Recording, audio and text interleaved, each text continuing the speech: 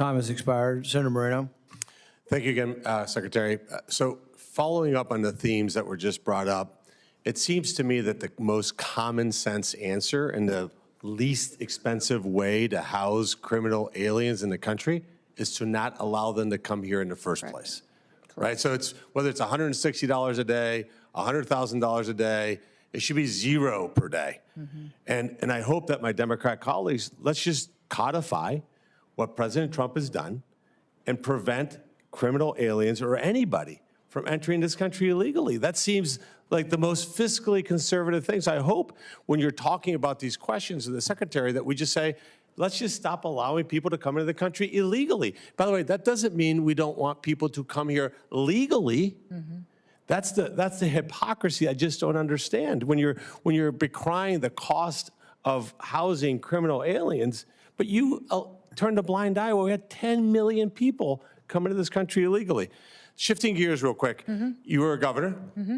Would it surprise you to learn that you're rated one of the top 5 most fiscally conservative, frugal governors in America last year?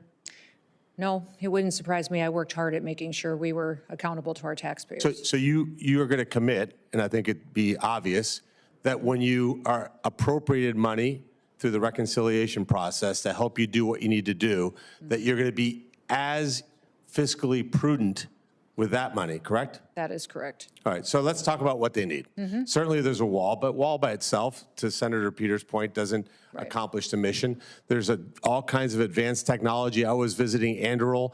They have some incredible technology for detection that makes the Border Patrol agents' lives. You're looking at technology like that, right? Oh, absolutely. That's one of the discussions that we've had quite often with members of Congress and in these committee hearings is just the wall will look very different based on where it is. Plus, the wall was never finished, even where you have a steel bollard wall. Many times they erected the steel bollard wall, but didn't build out the technology to support it and to keep individuals from throwing ladders and ropes over them. There's a whole system that was designed to operate together. And even when the wall was built, President Trump was never given the opportunity to complete the system that would actually secure it much better than just simple infrastructure. Sure. So physical barrier, tunnel detections. Yes. Technology, surveillance. and some of these technologies can determine the difference between an animal and a human, can direct Border Patrol agents safely, let them know what they expect when they're there. So those are all the technologies. Let's talk about another part of what I would call the wall, which is the human element. How was the morale of the Border Patrol agents when you got there? When you took over day one and you visited them, kind of describe briefly what that was like. Well, they were very discouraged. If you remember, many of us I think as you're being governors kind with discouraged. they were not allowed to do their jobs. They hired on to Border Patrol and ICE. I would say it's the same story to do a job, and they weren't allowed to do that by the last administration. So now they're. So there's recruitment challenges. Oh, there was, but not anymore. I mean, Border Patrol has a dramatic increase. We have to make sure we pay them properly. That's correct. So that's part of the money, right, that we have raises for them. Near and dear to my heart is the automobiles that they use there.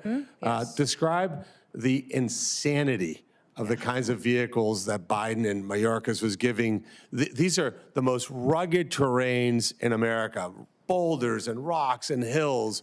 And they were sending F-150s out there with 17-inch wheels. And how many of the fleet was down just because of total and complete inability to accomplish the mission? At times, it was upwards to 30 to 40% of the fleet just was unusable, not able to be maintained. Times the percentage would increase based on the conditions to which they were deployed as well. And I know you and I have talked about this, but I just want to reinforce it on the record. We have a great company that builds cars in Ohio called Jeep.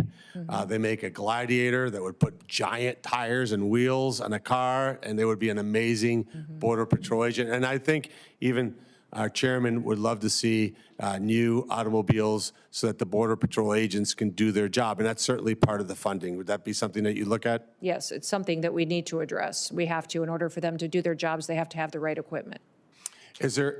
Last question, is there anything else that we might not have asked you that you think is important for this committee to know? Well, I think that you've covered a lot of the components. We haven't discussed the Secret Service, and I know that that's been a big topic for this committee in the past. I have the ability and the responsibility to oversee the Secret Service, and I just want you to know that we've gone away from the DEI recruitment directive that the Biden administration has utilized to recruit agents and what their purposes are, and we've made sure that they have the ability to do their job and protect the most powerful. And one of the statistics I think you would find to be helpful is we have an over 200% increase in applications to work for the Secret Service because of the work that Sean Curran and his team have done to really tell the mission and story of what they do every day and how important it is. Thank you. Senator Blumenthal.